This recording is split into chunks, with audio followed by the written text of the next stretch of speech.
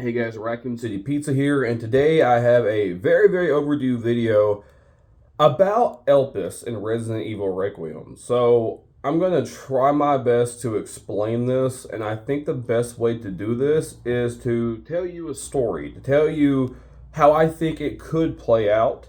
So let me just give you a little story here and follow along with me, okay?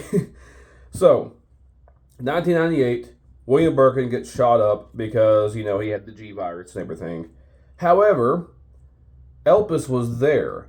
Elpis, just like the progenitor virus, was a key component of making the T and G virus. Elpis was supposed to counteract the ability to be zombified, hence coming back to life or staying alive without the bad things.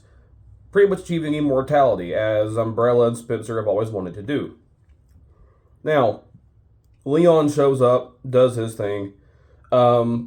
Nest is destroyed, and that's where Elpis seemed to have been destroyed too. Unless the government's looking for it and they think it's still there. The government, as we have seen from the trailer, obviously knew about Elpis, and they seem very protective over it. And they obviously, it seems like that they destroyed Raccoon City because of the outbreak, but that Elpis seemed to be a big problem for them, really. I wouldn't be surprised if we find out that's why it took the government a few days to decide on what to do. With that said, you fast forward to Resident Evil 4, or I guess even technically right after 2, whenever Leon is forced to join the government. He's debriefed. He then knows what happened, that Elpis was there, that the government was wanting to use it to become superhumans, or at least maybe even bring soldiers back to life on the battlefield. You never know. And that they've been keeping this little dirty secret here for a while. As far as him being infected, now this is just a crazy theory, so it's probably not going to be true. But, he was knocked out in the sewers for a while in Resident Evil 2. Maybe a little mouse came up and bit him or something. I don't know. I doubt it.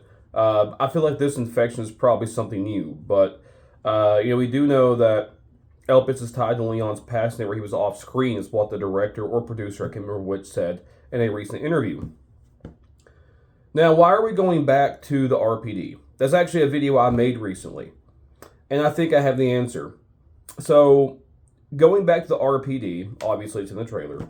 However, Dusk Golem on X or Twitter made a very good observation in the Road to Requiem video that if you look in the background, I think it was on the board, you see what looks like a new map of the sewers. It looks like that the top part collapsed onto the bottom part, and he is right. It does definitely look like that for sure. So it seems like that we are going back to the sewer. Now, a lot of people forget this, but the sewer system wasn't right there underneath the RPD in the remake. It was actually like down the street behind Kendo's gun shop. But I could see us definitely journeying back through that. Going back through. Now, why are we going to the RPD itself? I'd imagine that we may go there and it's supposed to just be a simple, hey, let's backtrack down to the sewer thing. But it may just be one of those things where we go there and then some chaos ensues and then we have to fight monsters and stuff. I'm assuming that's probably how it's going to go. Now, how does Grace play into this? Well, as we know, Grace probably has antibodies of the Daylight vaccine. And the Daylight vaccine is something that seemed to have been lost, to be recreated maybe. And I feel like that Victor was going after Grace to get those antibodies to pretty much remake Elpis or to complete it. Because if the Daylight vaccine cured the T virus successfully, then it's possible that her antibodies will cure the bad part of the T virus or G virus that turns you into a zombie, thus making Elpis complete. That's my personal theory. That's how I think this is going to tie all the way back. And keep in mind the whole Pandora's box, Elpis thing that people have been talking about lately, about how Elpis was at the bottom of Pandora's box. To me, that is a clear giveaway for going back to the nest, and that's where Elpis was to begin with. Because Pandora's box being Raccoon City won't unleash hell on Earth with, the series. Elpis being a little tiny piece of hope at the very, very center. I'm not sure how else to take that personally. I do have a few theories about Victor. I may make a video on it, but it may not warrant a whole video, so I'm going to go ahead and throw this in here. I feel like that Victor may have been the person, or one of the people at least, that released all of the viruses and stuff into the black market, and kind of observed and maybe would see if somebody would come up with Elpis first while he did his own research. Maybe he was sitting back watching Wesker and watching Alexia, Ashford, and all of them to see if they could just get there before he does.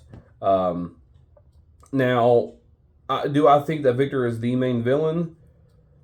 Probably not. You never know, but probably not. But they are putting a big emphasis on him. So they said he bought a property, right after Umbrella fell. Just my theory here. What if he was like a trusted sidekick or something to Oswald Spencer? He went out there and bought a place, just like how Spencer went out and bought a place. And they kind of communicated to see if they could find it. The Elpis, until they came across Grace Ashcroft. Anyways, just my theories. Let me know what you guys think in the comment section below. And I'll catch y'all in the next video.